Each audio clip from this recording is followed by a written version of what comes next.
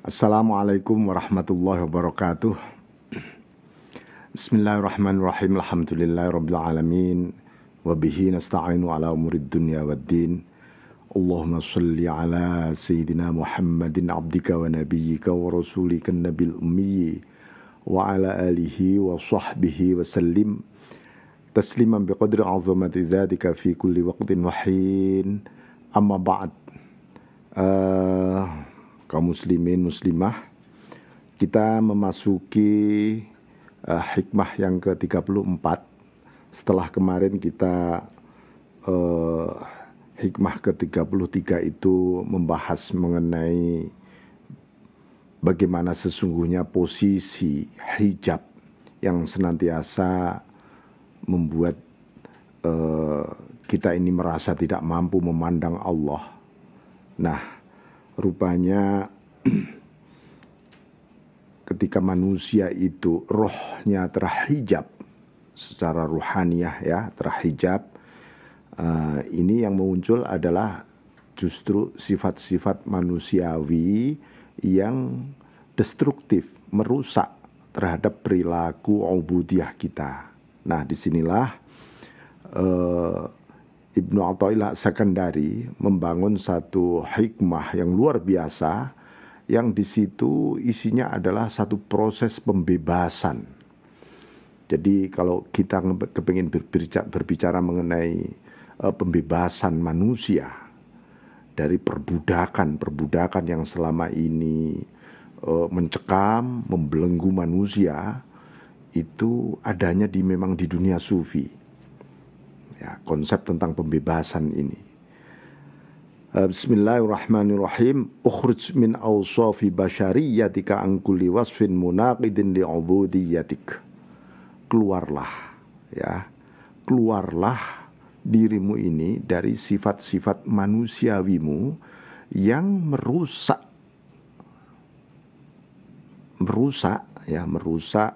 wasfin munaqidin, sifat yang merusak terhadap kehambaanmu. Jadi kita ini tiba-tiba menjadi hambanya hawa nafsu, hambanya setan, hambanya dunia, hambanya wahmiyah, imajinasi kita, itu karena kita sedang memelihara sifat-sifat yang merusak tadi. Litakuna linida'il haqqi mujiban, agar Anda senantiasa menjawab panggilan Allah. Kalau Allah memanggil ya abdi, hai hambaku, Anda langsung ya Rabb, ya Tuhan. Labbaik Allah, ya saya datang Tuhan. Tapi kalau kita dipanggil oleh Allah, dan di Al-Quran panggilan terhadap manusia, ya, itu banyak sekali. Pertanyaannya ketika kita dipanggil, kita merasakan iya, saya datang Tuhan. Iya apa enggak? Contohnya ya ayyuhan nas, hai manusia. Oh, aku dipanggil. Aku manusia soalnya. Aku bukan binatang. Aku juga bukan jin dan setan. Hai manusia, ya ayyuhan nas. Betapa banyak panggilan Allah diawali ya ayyuhan nas. Belum lagi ya ayyuhalladzina amanu, hai orang-orang yang beriman. Aku ini beriman apa enggak ya, kok dipanggil Tuhan kok enggak datang ini? Aku ini mukmin apa bukan? Ada lagi ya ayyuhalladzina utul kitab. Aku ini orang-orang yang diberi kitab oleh Allah apa enggak ya? Ada Al-Quran di situ. Nah, maka kenapa spontanity, sensitivity di dalam diri kita terhadap panggilan Allah itu kok tidak muncul? Seperti ada sebuah penghalang yang berlapis-lapis. Ini karena kita memelihara sifat-sifat destruktif yang merusak diri kita sendiri. Nah, itu yang disebut angkuli wasfin munaqidin li'ubudiyatik, terhadap kehambaanmu tidak muncul. Ini Wa min hadratihi qariban. Tentu saja ketika seseorang mujiban menjawab ya, itulah seseorang memasuki hadratul quds, hadrah ilahiyah, hadrat suasana kurbah. Itu kedekatan, keintiman akan Anda capai. Tapi kalau kita pelihara sifat-sifat buruk yang merusak tadi, tentu ini kita tetap terbelenggu, terpenjara oleh nafsu kita sendiri. Nah, karena itu Al-Quran menjelaskan, a'udzubillahi minasyaitonirrajim, zuyyina linnasi hubbus syahwat. Manusia dihiasi. Hiasan itu berarti apa? Sesuatu yang mempesona. Satu, hubbus syahwat, mencintai kesenangan-kesenangannya. Antara lain apa? Minan nisa, wanita, wal banin, anak-anak, wal qanatir, gedung-gedung, al muqantarah,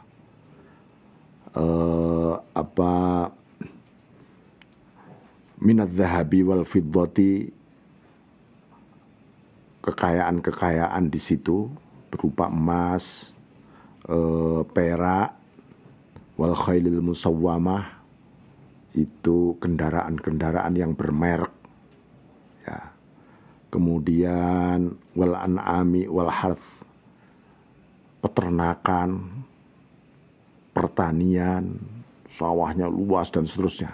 Ini semua adalah potret sifat-sifat yang bisa munaqidun li'ubudiyatik. Jadi oleh Allah ditegaskan bahwa yang merusak itu adalah sebuah kecenderungan, keperpihakan, kesenangan kita terhadap hal-hal tadi yang dijelaskan oleh Al-Quran tadi. Bismillahirrahmanirrahim. Jadi ini yang pertama berarti adalah ta'alluqul qalbi bi akhlaqil bahaim. Hati kita sangat memiliki ketergantungan dengan sifat-sifat kebinatangan. Jadi manusia memang ada sifat kebinatangan, tapi jangan sampai kita memiliki ketergantungan, tapi justru kita kendalikan sifat itu. Itu saja sebenarnya. Nah, apakah yang muncul karena syahwatul batni wal farj, kesenangan, syahwat namanya kesenangan yang berhubungan dengan konsumsi makanan maupun konsumsi seksual, itu ya. Misalnya yang tercetak di dalam otak dia itu makan, sexuality, dan hal-hal yang atau instrumen-instrumen yang mendukung keduanya. Ya. Jadi inilah yang diingatkan. Jadi ta'alluq kita ini harus dikeluarkan.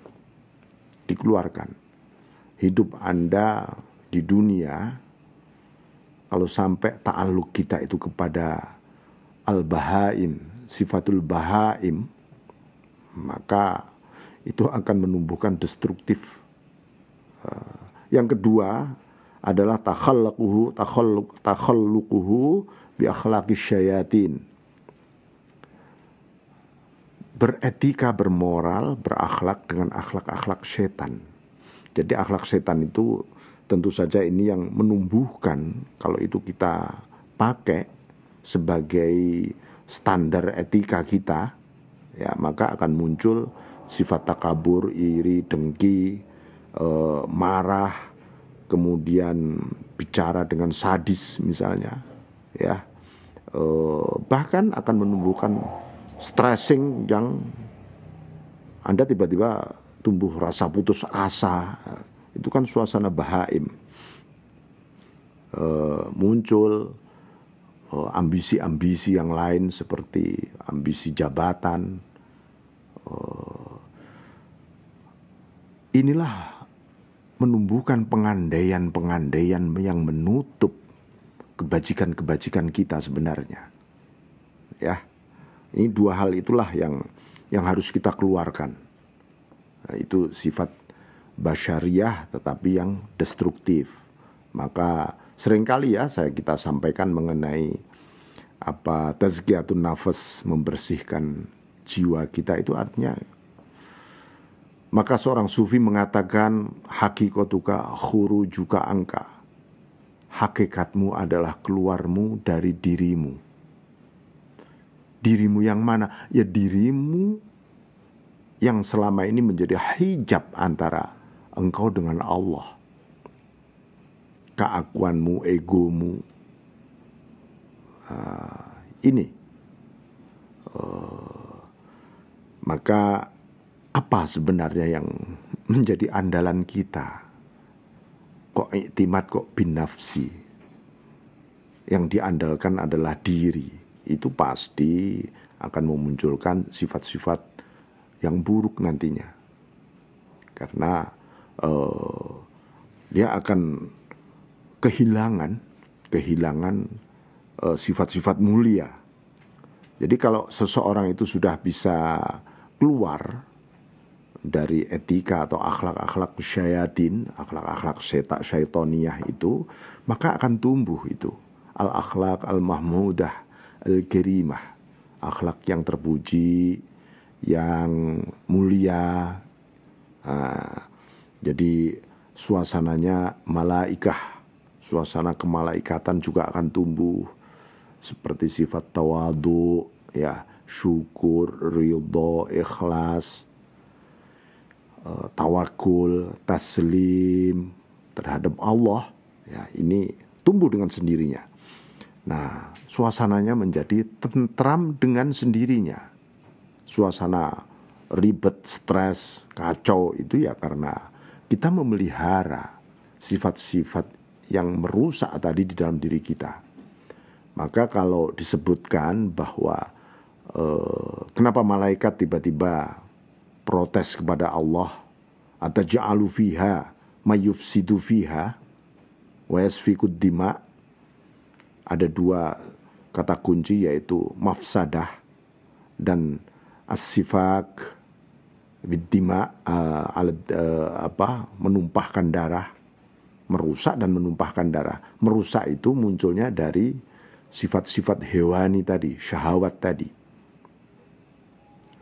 Seluruh proses yang didasari untuk pemenuhan selera diri, ya, itu pasti akan destruktif. Begitu juga akan didukung dengan sifat-sifat syaitoniyah yang lain. Ya, syaitoniyah ini mendukung sifat-sifat bahaim hayawaniyah kita. Lalu muncullah kekerasan, pertumpahan darah, perang, dan seterusnya. Ini. Bismillahirrahmanirrahim. Tetapi Allah subhanahu wa ta'ala maha tahu terhadap posisi hambanya yang namanya manusia ini. Allah memberi jalan. Ukhruj, dikeluarkan sifat-sifat buruk itu. Maka seseorang akan mudah mengiyakan tanpa mikir. Dipanggil oleh Allah, ya Allah saya datang. Nggak perlu mikir, saya masih sakit ini Tuhan. Aduh, utang saya masih banyak. Problem saya masih banyak Tuhan. Ntar kalau sudah selesai masalahku, aku baru istiqomah.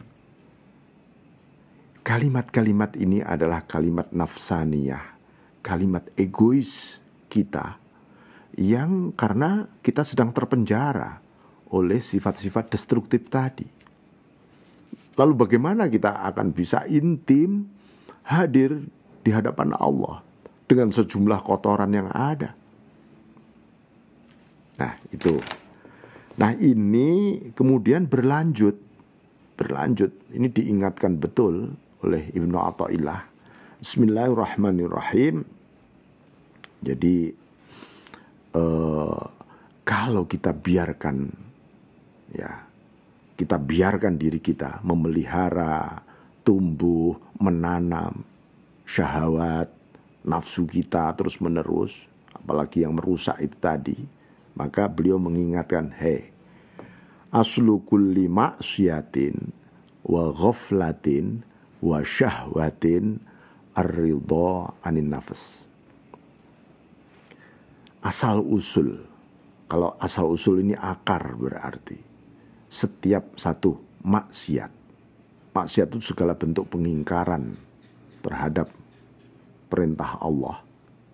Ya, ini tumbuhnya yang namanya maksiat. Maksiat ini, pengingkaran ini akan membawa satu dampak buruk terhadap peradaban. Ya, ini harus juga menjadi dasar seluruh proses didik kita, kependidikan kita. Wa ghaflatin, dan kelalaian. Lalai siapa dirinya, lalai juga siapa Tuhannya.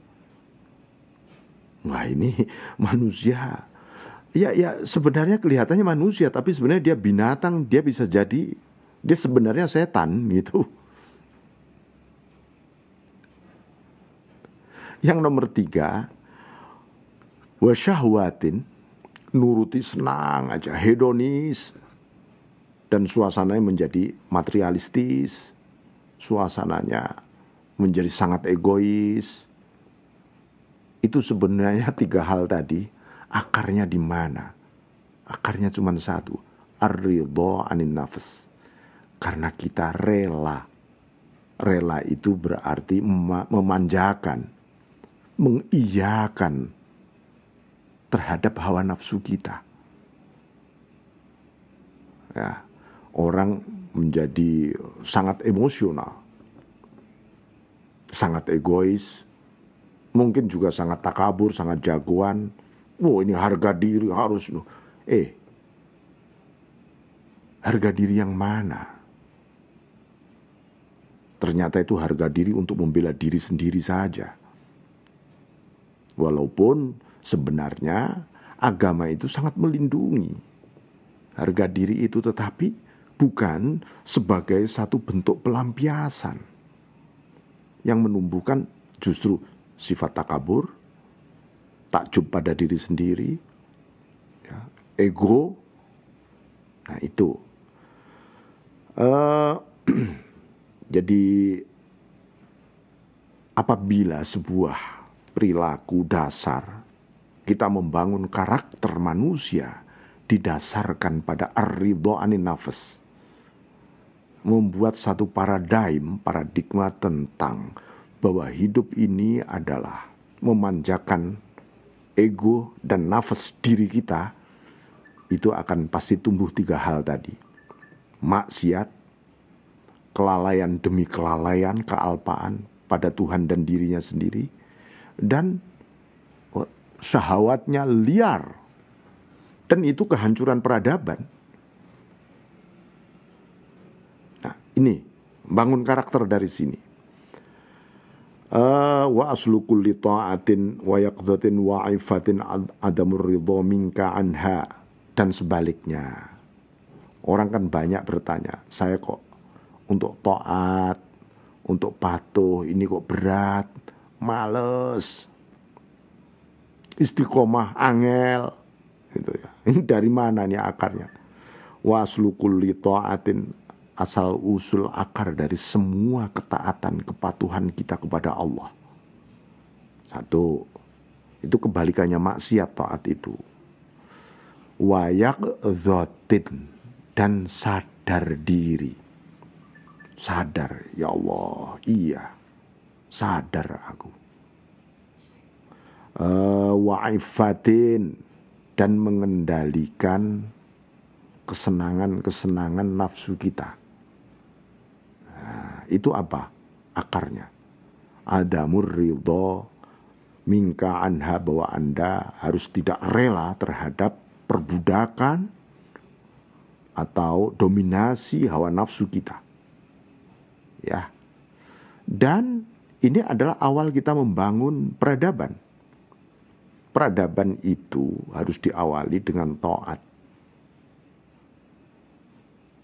Ditumbuhkan di dalam perspektif bahwa seluruh pendidikan, pengajaran, kita mencari ilmu dan seterusnya itu dalam rangka supaya taat kepada Allah.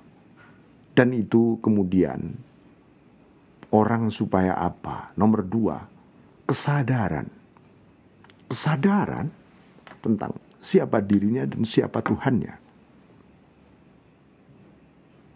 Pengenalan kita kepada Allah itu akan menumbuhkan sebuah kesadaran luar biasa. Yang ketiga, pengendalian diri. Ini juga sekaligus menjadi silabus rohani kita. Ya, silabus rohaniyah kita. Adamur ridho minka anha, ini akarnya. Jadi jangan sampai seseorang mengeksplor egonya. Wah, itu berat. Itu hancur pada akhirnya. Ya, orang bisa dengan segala alasan dan seterusnya. Bismillahirrahmanirrahim. Maka yaitu sudah sering saya jelaskan tentang bagaimana buruknya nafsu ini. Kecuali kalau nafsu itu dirahmati oleh Allah, akan tumbuh yaqdhah, kesadaran. Maka di balik kesadaran tumbuh aifah, pengendalian. Ini. Bismillahirrahmanirrahim. Karena itu di dalam proses hidup, orang belajar, orang bergaul, orang berinteraksi sosial, ini memiliki dampak dalam pembentukan karakter. Nah, beliau mengingatkan di dalam hikmah berikutnya, wali antashaba jahilan la yardha an nafsih khairul laka min antashaba aliman yardha an nafsih wali antashaba jahilan. Maka Anda berguru, berinteraksi dengan orang bodoh tetapi la yardha an nafsih. Orang itu tidak ridho terhadap nafsunya. Pertanyaannya, memang ada ya orang bodoh yang tidak ridho terhadap nafsunya? Ini kalimat yang sangat luar biasa. Ya. Khairul laka min antashaba aliman yardha an nafsih, itu lebih bagus dibanding Anda berguru kepada orang alim, orang cendekiawan, seorang ulama, seorang ustadz, tetapi dia malah lebih rela terhadap hawa nafsunya. Lembut. Hawa nafsu itu sangat lembut. Ada an-nafsu fil maksiyah jaliyun. Kata Ibnu Athaillah nanti di belakang. Nafsu itu kalau dibalik maksiat itu jelas. Oh ya. Selama ini orang mikir nafsu itu urusannya selalu mengarah hal-hal yang jelas seperti maksiat tadi. Ingat. Wan nafsu fit ta'ah. Ada nafsu di balik taat. Itu khafiyun. Tersembunyi. Kelihatannya taat, performance, religious. Nggak taunya ada nafsu di balik itu semua. Khafiyun. Wa ilajuha sa'bun thaqil. Ngobati nafsu di balik taat itu berat. Kadang-kadang orang eman, waduh posisiku sudah top ini sebagai tokoh agama. Eman-eman ini, sayang ini. Loh, nafsu. Nafsu ini. Ya. Ayo kita melakukan gerakan ini, gerakan itu yang religius ini. Bagus, gerakannya bagus. Tetapi kalau ada unsur nafsunya, nanti akan kehilangan nur. Kehilangan nur. Ya bagus sekilas, habis itu bablas anginnya. Fa'ayu ilmin li'almin yardha an nafsih. Mana ada sebuah pengetahuan bagi seorang alim yang rela terhadap nafsunya. Lo ilmu itu saja, menolak, ada di tangan seorang cendekiawan, seorang ulama yang di situ ada nafsunya. Dia menjerit, aku terpenjara, kata si ilmu itu tadi. Makanya ilmu itu tidak ingin disapa atau datang dia kepada seseorang yang tidak liwajhillah, tidak untuk lillahi ta'ala. fa aba ayyakuna illa lillah. Si ilmu itu tadi, maksudnya ilmu yang manfaat loh ya ini, bukan ilmu sekedar ilmu saja. Kalau tidak manfaat, tidak lillahi ta'ala, itu tidak manfaat ilmu itu sebenarnya. Karena yang disebut manfaat itu urusannya ilmu ini nanti melimpah pada diri seseorang dan menyelamatkan, mencerahkan sampai di hadirat Allah Subhanahu wa taala. Ya. Wah, maka mana bisa ada ilmu yang ada di dalam diri seorang yang alim, seorang ulama, tapi dia ridho terhadap hawa nafsunya. Dia lebih mementingkan kepentingan dirinya. Ya pasti nanti tumbuhnya maksiat, ghaflat, lalu syahwat. Nah itu. Wa ayu jahlin li jahilin la yardu an nafsih, mana seseorang disebut bodoh. Adakah sebuah kebodohan bersembunyi kepada seseorang yang tidak ridho terhadap nafsunya? Pasti tidak ada. Kebodohan akan minggat, akan pergi jauh-jauh dari orang yang memang tidak menuruti hawa nafsunya. Dia tidak mau bersembunyi di sana. Nah inilah pentingnya kita memahami dari proses yang sifatnya individual hubungan kita dengan Allah Subhanahu wa taala dan hubungan kita dengan sesama. Ya.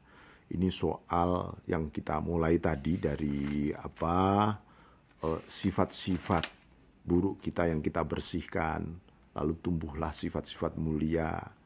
Nah baru kita ini diingatkan sekali lagi, kalau sudah begitu, jangan sampai ada lagi potensi-potensi yang kita biarkan tumbuh berupa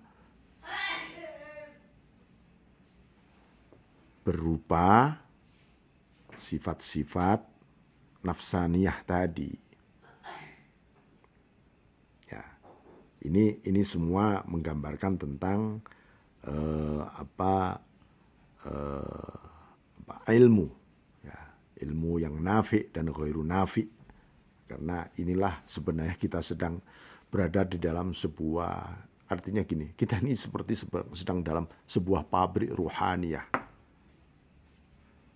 Pabrik ruhaniyah. Supaya menjadi bahan baku, dari bahan baku sampai menjadi siap saji. Siap sajinya adalah hamba Allah.